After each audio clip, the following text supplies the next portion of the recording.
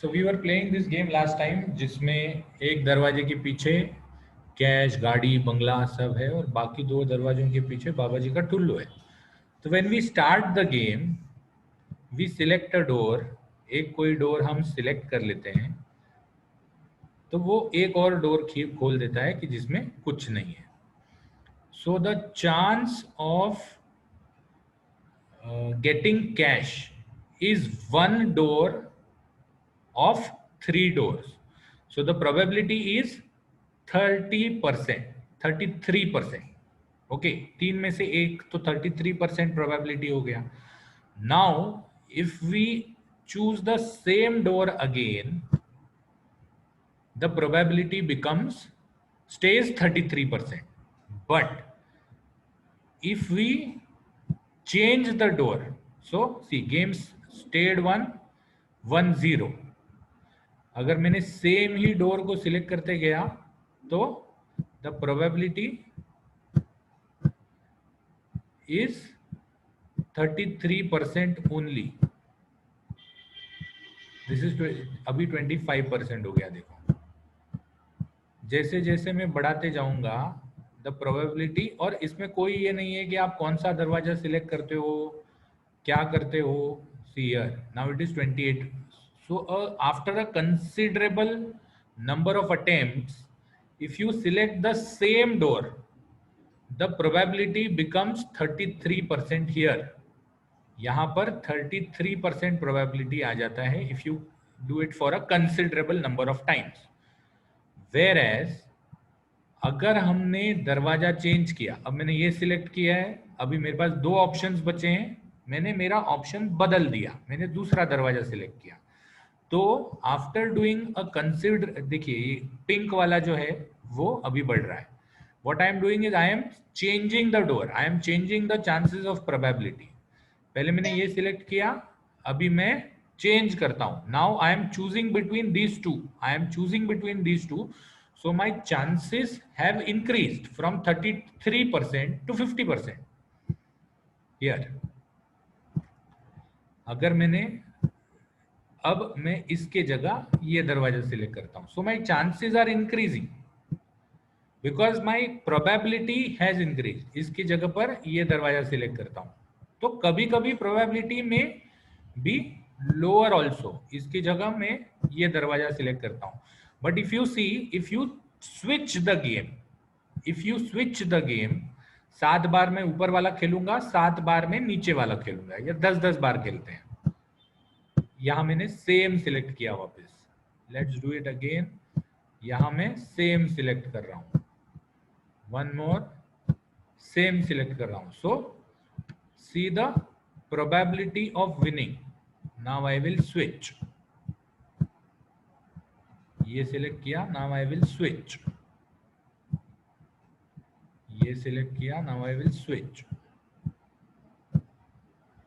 ये सिलेक्ट किया, now I will switch. ये सिलेक्ट किया, now I will switch.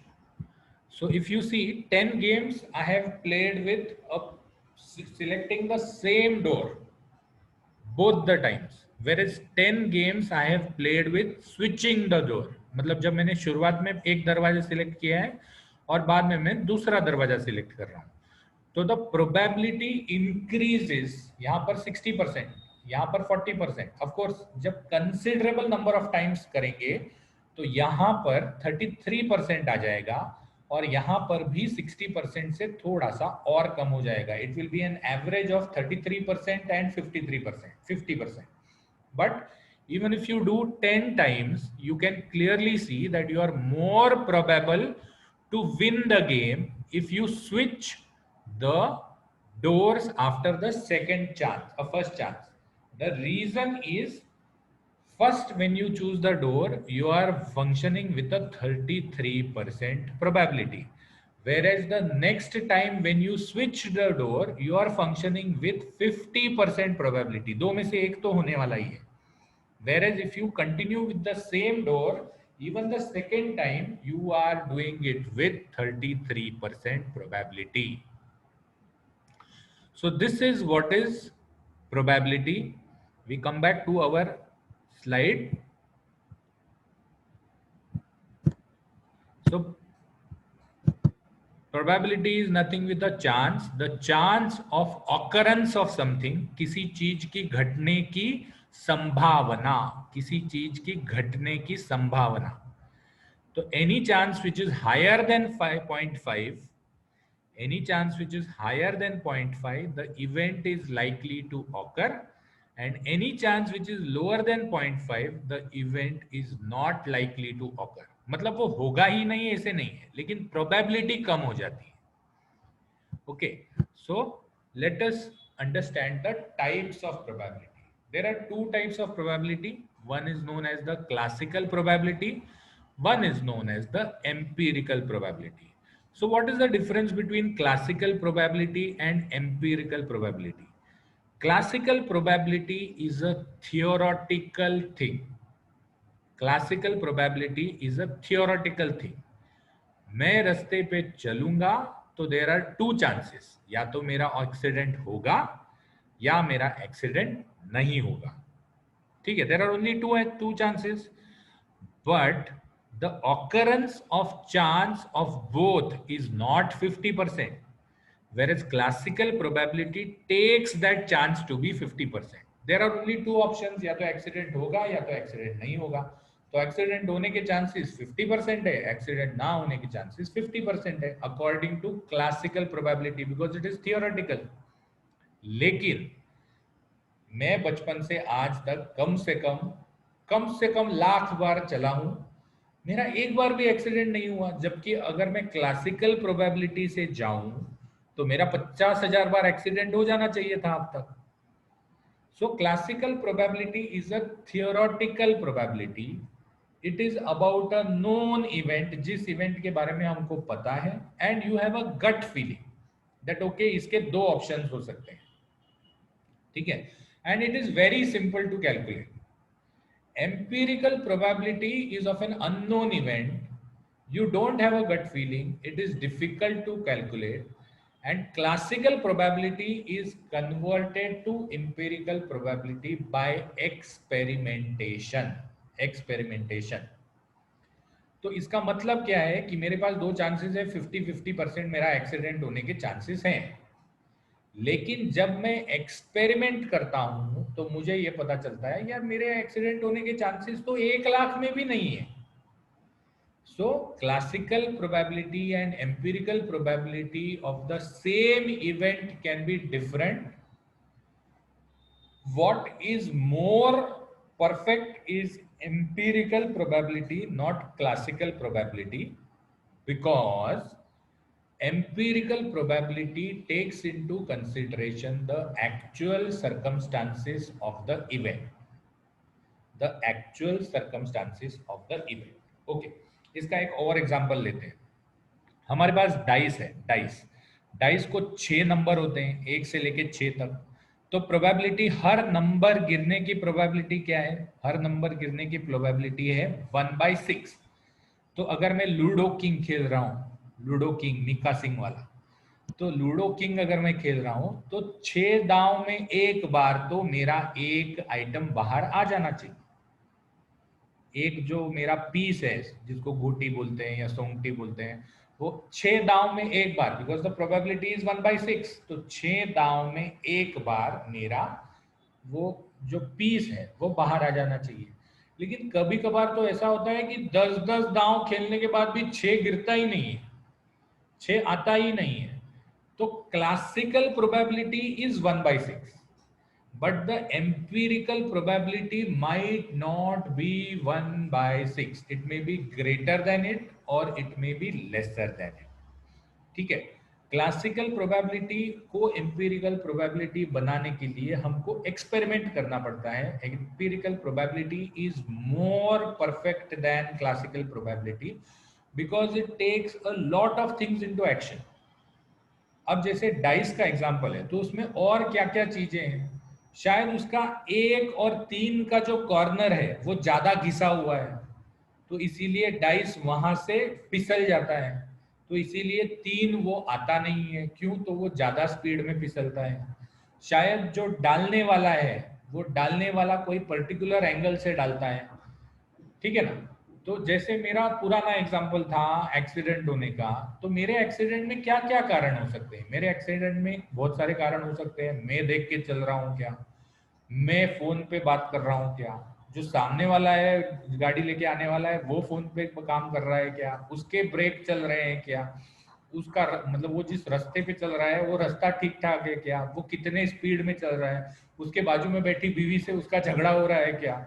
So there are a lot of factors which, वो दारू पिया हुआ है क्या, there are a lot of factors which are responsible for a particular event to happen, and classical probability doesn't take into consideration all of the factors. It just takes into consideration the pure chance of occurrence when all other factors are constant or all other factors are the same. However, in regular practice, all other factors are not the same. जैसे दिन में accidents कम होते हैं, रात में accidents ज्यादा होते हैं, because the sight is reduced, the vision is reduced. So ऐसे बहुत सारे फैक्टर्स होते हैं जो क्लासिकल प्रोबेबिलिटी कंसिडर नहीं करता। Classical probability is a more theoretical type of probability. How many chances, what is the percentage or what is the chance of occurrence? So something like an accident which has a chance of occurrence of 0.5% may take 0.00000000001% of occurrence. So that is the difference between classical and empirical probability. So let us play one more game of classical and empirical probability, which I will try to show you. Okay, so this game is about coin flipping. This game is about coin flipping. मतलब coin को जो हम flip करते हैं उसमें, उसके ऊपर ये गेम है। तो now you tell me, coin में एक बाजू छापा होता है, हेड्स, एक बाजू काटा होता है, टेल्स। तो छापा आने के चांसेस कितने हैं और काटा आने के चांसेस कितने हैं? छापा आने का दो बार अगर मैंने कॉइन उड़ा दिया, अगर मैंने कॉइन दो बार उड़ा दिया तो छापा आने का चांस उसमें से एक बार है, वेरएज काटा आने का चांस उसमें से एक बार है, right? So there is one probability that छापा आए या हेड्स आए, और वन प्रोबेबिलिटी दैट काटा आए या टेल्स आए। तो ideally when you calculate ideally, तो it should show how much, 50% probability of occurrence. It should show 50% probability of occurrence. लेकिन let us see what it shows in actual practice. What it shows in actual practice. तो अभी मैं coin तो नहीं उड़ा रहा, लेकिन आपने यहाँ पर फ्लिप का बटन देखा है। जब मैं फ्लिप का बटन दबाता हूं तो मेरा कॉइन उड़ जाता है। जैसे मैंने यहाँ दबा दिया तो मेरा कॉइन उड़ जाता है, और जो भी आया, अब यहाँ देखिए टेल्स आया, टेल्स आया तो इसका मतलब यहाँ काटा आया है, यहाँ काटा आया है। I hope this is clear to everybody. Let me see if I can, हाँ अब क्लियर हो जाएगा। तो यहाँ पर क्या आ गया, काटा आ गया। तो दो चांसेस में एक चांस जो है that is tails. So frequency is one, that is कितना हेड्स आता है, the frequency is 1 for tails, for heads it is 0। Atul कोई डाउट है? नहीं ना? तो हो गया। ओके, तो अभी मैं वापस एक बार इसको फ्लिप करता हूं। I am flipping it once again. तो अभी मेरा प्रोबेबिलिटी आ गया हेड्स, मतलब अगर मैंने दो बार उसको फ्लिप कर लिया तो एक बार छापा आया, एक बार काटा आया। तो this is what is classical, this is what is classical. Classical probability कहती है कि एक बार छापा आएगा और एक बार काटा आएगा अगर मैंने 2 बार फ्लिप किया तो this is what is classical probability. Now let us increase the number of samples where to see whether classical probability is repeated. तो जिसका ये मतलब हो जाएगा कि हर चौथे, छठवें, आठवें, 10वें बार दिस शुड बी 50%. यहां पर देखो cumulative proportion, this should be 1/2 और दिस शुड बी 0.5. मतलब क्या है कि जब मैं 4 बार उड़ाऊंगा तो दिस शुड बी 2/4 0.5. जब मैं 6 बार उड़ाऊंगा तो दिस शुड बी 3/6 0.5. जब मैं 8 बार उड़ाऊंगा तो this should be 4/8 0.5. So we will test whether classical probability and empirical probability for a simple experiment like flipping of a coin which has only 2 ways to happen really happens in that way or not. तो मैंने एक और बार flip किया, एक और बार flip किया, ठीक है, सही आ गया. एक और बार फ्लिप किया, एक और बार फ्लिप किया, नहीं आया. चलो और बढ़ा देते हैं, 10 करते हैं हम. एक और बार फ्लिप किया, एक और बार फ्लिप किया, नहीं आया. एक और बार फ्लिप किया, एक और बार फ्लिप किया, नहीं आया. So it is shown that for a sample size of 10 there is a lesser chance of having heads than tails. Okay, तो हम सैंपल साइज को और बढ़ा देंगे. समझो हमने अब तक हमने कितनी बार किया है? 10 बार किया है. हम 100 बार मतलब 110 बार फ्लिप करेंगे, 10 पुराने और 100 नए. तो अभी हमने 100 बार फ्लिप कर दिए. अब ये चला गया हेड्स के फेवर में. मैं 100 बार और फ्लिप करता हूं, अभी भी ये हेड्स के फेवर में जा रहा है. 100 बार और फ्लिप करता हूं, अभी भी ये हेड्स के फेवर में जा रहा है. 100 बार और फ्लिप करता हूं, अभी भी ये हेड्स के फेवर में जा रहा है. तो इसका मतलब ये है कि दो the classical probability, let us make it 1000, let us make it 1000, तो we will have a large number. यहां देखो हमने अब तक कितनी बार किया है? 410 टाइम्स किया है. तो late us make it 1000. What I will do is I will flip it 10, I will flip it 10 10, 500 कर देते हैं. फिर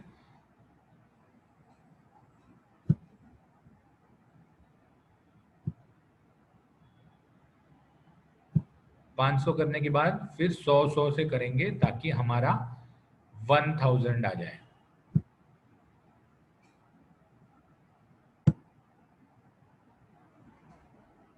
ओके, अब मैं 100 से फ्लिप करता हूं. 100 फ्लिप्स मतलब 100 बार मैंने कॉइन उड़ाया. तो let us do this by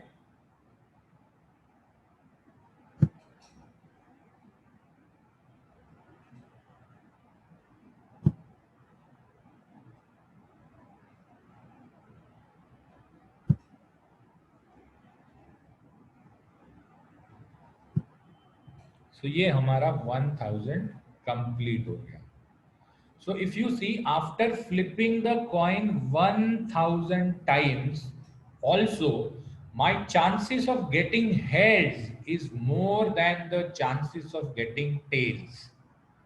Okay, भले वो बहुत ज्यादा नहीं है, 11 ही ज्यादा है. 1000 बार मैंने फ्लिप कर लिया, लेकिन सिर्फ 511 times the coin has flipped towards the head side. So classical probability was what? Classical probability was 0.5. But the empirical probability, actual में क्या होता है कि उस कॉइन का शायद हेड साइड हल्का है या हेड साइड भारी है, तो उस हिसाब से वो कॉइन हेड्स पे जाने के चांसेस ज्यादा बढ़ जाते हैं, टेल्स पे जाने के चांसेस कम हो जाते हैं. तो classical probability is usually in theory, whereas empirical probability usually is in practice. empirical probability जिसको भी पता है वो कुछ भी कर सकता है. अगर मैं कोई जुए की मशीन पे जाके बैठूं और मैं रिकॉर्ड करूं, देखो हाँ, सोचो how people can earn because of probability. मैं जुए की मशीन में जाके बैठूं और मैं रिकॉर्ड करूं कि अगर 1000 बार ये चीज घूमी है तो 1000 में से 7 नंबर पे कितनी बार आके अटकी।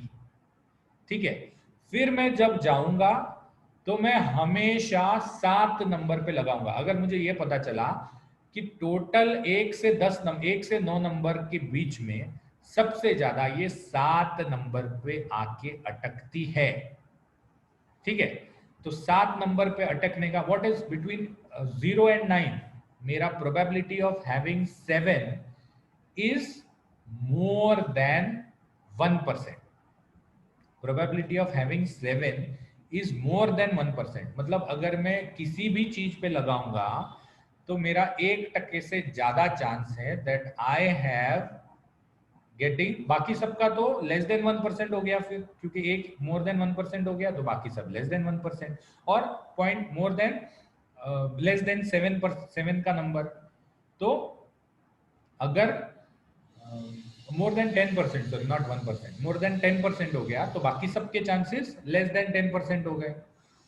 तो अगर मैं जाके उस मशीन पे बैठूं बहुत सारा पैसा लेके, तो how I can earn, I am going to tell you a trick, लेकिन प्लीज इसको जुए में मत यूज करना।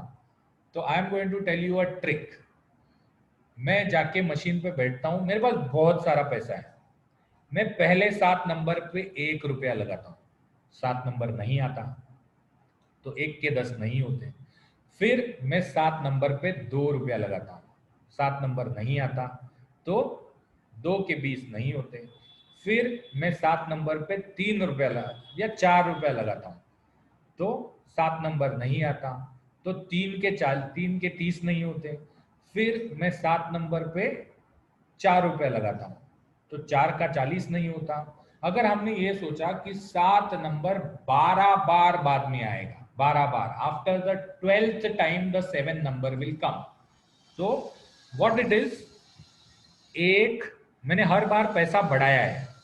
पहली बार मैंने 1 रुपया लगाया, फिर दूसरी बार मैंने 2 रुपए, तो मैंने टोटल 3 रुपए लगाए, फिर तीसरी बार मैंने 3 रुपए लगाए तो टोटल 6 रुपए लगाए, चौथी बार मैंने 4 रुपए लगाए तो 6 और 4 10 हो गए, पांचवी बार मैंने 6 और 4 10 हो गए थे, पांचवी बार मैंने लगाए 5 तो 15 हो गए, छठवीं बार 6 लगाए तो 15 प्लस 6 21 हो गए, सातवीं बार मैंने 7 रुपए लगाए तो 21 प्लस 7 इज 28 रुपए, आठवीं बार मैंने 8 रुपए लगाए तो 28 प्लस 8 इज 28 प्लस 8 36, 36, उसके बाद मैंने 9 रुपए लगाए नौवीं बार तो 36 प्लस 9 36 प्लस 9 इज 45, उसके बाद मैंने 10 रुपए लगाए तो 45 प्लस 10 इज 55, उसके बाद मैंने 11 रुपए लगाए तो 11 मतलब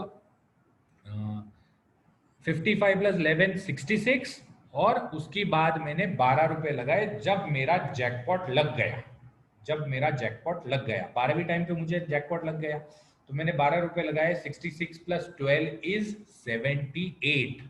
मैंने कितने रुपए लगाए टोटल, मैंने लगाए 78। 12वीं बार मैंने लगाए थे 12 रुपए, मुझे कितने मिले 120 रुपए, so my net profit is 120 minus 78, 120 minus 78। तो दिस इज हाउ, अगर प्रोबेबिलिटी में दिमाग लगाओगे तो not only medicine, not only things of occurrence, not only lottery, not only घोड़ा, नॉट ओनली जुआ, आप ये सब चीजों को ज्यादा अच्छी तरह से समझ सकते हो। लेकिन सिर्फ ये लेक्चर सुन के ये सब चीज मत करना, I am just trying to explain you how things are going, but you should be very confident that 7 number आने का जो चांस है that should be more than 10। ठीक है, मैंने तो कभी जुआ खेला नहीं है, हाँ बहुत ही गया होगा तो वो मेले में जो 7 अप 7 डाउन नाम का कभी गेम होता है तो मैंने ये गेम खेला है। और बीच में हम लोग मतलब मैं मेरी फैमिली को जब हमारी छुट्टियां थी तो मैं बीच में एक बार महाबलेश्वर लेके गया था, तो उस महाबलेश्वर में एक गेमिंग मशीन होती है, तो वहाँ हम लोग 3-4 दोस्त गए थे, तो उस टाइम पे सब लोगों ने उस गेमिंग मशीन में पैसा हारा। ठीक है, क्योंकि वहां क्या है, वहां वो पैसा वापस नहीं देते, it is a gaming machine, आपको जितने कॉइन्स मिलेंगे उतने कॉइन्स का वो आपको गिफ्ट दे देंगे, तो वो जुआ नहीं हुआ एक्चुअली, तो वो आपको गिफ्ट दे देंगे। तो सब मेरे फ्रेंड्स के बच्चों ने वो गेमिंग मशीन में कॉइन्स डाले, लेकिन किसी को कुछ नहीं मिला। फिर मेरे दोनों बेटे आए कि सर, सर नहीं पापा, मुझे पापा नहीं बोलते, मुझे बाबा बुलाते हैं, तो बाबा हमको भी खेलना है। तो तब मैंने ये सोचा कि चलो आज प्रोबेबिलिटी टेस्ट ही करके देखते हैं। तो मैं एक बच्चे को 1 रुपया देता था, दूसरे को एक कॉइन देता था, दूसरे को 2 कॉइन देता था, तीसरे को 3 कॉइन देता था, चौथे को 4 कॉइन देता था। ऐसे चांस कर करके 8वें चांस में हमने 8वें चांस तक कुछ 40 एक कॉइन डाले थे और 8वें चांस में 80 कॉइन आ गए। तो दोनों बच्चे खुश। ठीक है, तो you can use all these things for regular life which might not be actually, this is a something which if you apply logic, अगर probability में आप logic को apply करोगे तो this is something which is very very powerful tool. Okay, so coming back to probability, now we go to probability of events. Why is probability necessary in statistics? Okay, तो मैंने 2 लाइनें निकाली है, देखो यहां पर। लेट अस सपोज, मैं actually लिखना भूल गया क्योंकि ये मुझे कल ही रात को सूझा, तो what I thought is, let me draw the line, I will explain. तो we stop at this slide. बहुत गेम खेल लिए हमने, उसके बाद वाला देखते हैं, अगर टाइम मिलेगा तो वी विल कंटिन्यू। तो दिस लाइन, ये जो लाइन है, this line represents the rise in triglyceride levels. All of you are in 4th year, so you know what is cholesterol, what is triglyceride, what is lipids, what is fat, ये सब चीज मुझे मालूम, आपको मालूम है। तो this line represents, मतलब हमने क्या किया, these are the number of patients, यहाँ पर these are the number of patients, मतलब पेशेंट नंबर 1, पेशेंट नंबर 2, या reading number 1, reading number 2, okay. And on this line we are having 2 things, या फिर let me draw one more line here, यहां पर एक और लाइन मार देता हूं। तो on this axis we are representing the level of triglyceride. So probably the triglyceride is somewhere here upon around 150, and here the triglyceride level is somewhere around 400. Okay, so these are the 2 triglyceride levels of a particular person. और यहां पर I am drawing the systolic blood pressure. The red line here is the systolic blood pressure of the person. So probably this systolic is somewhere around 120, and this systolic is somewhere around 180. So when I look at this graph, मुझे ये पता चलता है कि triglyceride level जो है वो पहले, मतलब एक रीडिंग से दूसरे रीडिंग में बढ़ गए, तीसरे रीडिंग में बढ़ गए, चौथे रीडिंग में बढ़ गए, फिर जब 5वें पेशेंट के थोड़े से नीचे आए, फिर 6वें के बढ़ गए। So this is the rise in triglyceride levels, okay, and this is the rise in blood pressure levels. So these are 2 events. These are 2 events. One is rise in triglyceride levels. The other event is rise in blood pressure levels. I want to check whether rise in triglycerides also means that I don't say the word cause. I am not here looking at the causative effect. I am seeing the associative effect. I am not seeing the causative effect. मतलब मैं ये नहीं prove करना चाहता कि triglycerides बढ़ने से blood pressure बढ़ता है। मैं ये प्रूव करना चाहता हूं कि ट्राइग्लिसराइड जब बढ़ जाते हैं तब ब्लड प्रेशर भी बढ़ जाता है। So I am going to check the associative effect of 2 things. तो अगर मैंने ये ग्राफ बनाया, so let me, because you have understood everything, what I will do is I will rub off these things. I may not be able to rub off, let me clear it off. So can you tell me कि triglycerides जैसे जैसे बढ़ते हैं वैसे वैसे blood pressure भी बढ़ता है. You cannot, looking at the graph, you cannot tell, looking at the graph, you cannot tell that एक चीज बढ़ने, क्योंकि यहां तो ट्राइग्लिसराइड यहां से यहां बढ़ गए हैं, लेकिन यहां से यहां ब्लड प्रेशर नहीं बढ़ा है. It is more flatter. हाँ, अगर ये दो लाइंस जो होती वो ऐसी होती, मतलब या तो एक लाइन ऐसी है और दूसरी लाइन ऐसी है, तो then you will be able to take the association better कि हाँ, जैसे ट्राइग्लिसराइड बढ़ते हैं वैसे ही ब्लड प्रेशर बढ़ता है. क्योंकि for every rise in the slope, थोड़ा सा geometry, for every rise in the slope of the line there is an equivalent rise, equivalent proportionate rise in the slope of the other line. So that is why अगर ये दोनों parallel होते तो we could have said that these two events have a probable association, but because these two slopes are not parallel, और उसमें ऐसा भी नहीं है, देखो ये लाइन ऐसी है, अगर ये लाइन ऐसी होती, सॉरी ये जो है ये मुझे कर्व लाइन से ड्रॉ करना पड़ेगा, ये लाइन जो है ये भी ऐसी होती, नीचे वाली है ब्लड प्रेशर वाली लाइन भी ऐसी होती, तो then also probably we would have thought कि हाँ भाई ट्राइग्लिसराइड बढ़ने से ब्लड प्रेशर भी बढ़ जाता है, बढ़ने से मतलब साथ साथ. तो लेकिन ये दो लाइन जो है इनका slope, that is why I am not saying parallel, I am saying slope. तो for every proportionate change of the slope of one line there is not a proportionate change in the slope of the other line. I hope 4 साल के आयुर्वेद ने आपको geometry नहीं भूलवाया होगा. ठीक है, तो there is not a proportionate slope in the other line, rather कभी कभी तो ऐसा देखा गया है कि यहाँ तो ब्लड ट्राइग्लिसराइड कुछ भी नहीं बढ़े हैं, लेकिन यहाँ से यहाँ तक ब्लड प्रेशर तो बहुत बढ़ गया. तो वेदर इट इज रिलेटेड और whether it is not related, ये हम डाटा से या ग्राफ से उतनी अच्छी तरह से नहीं समझ पाते.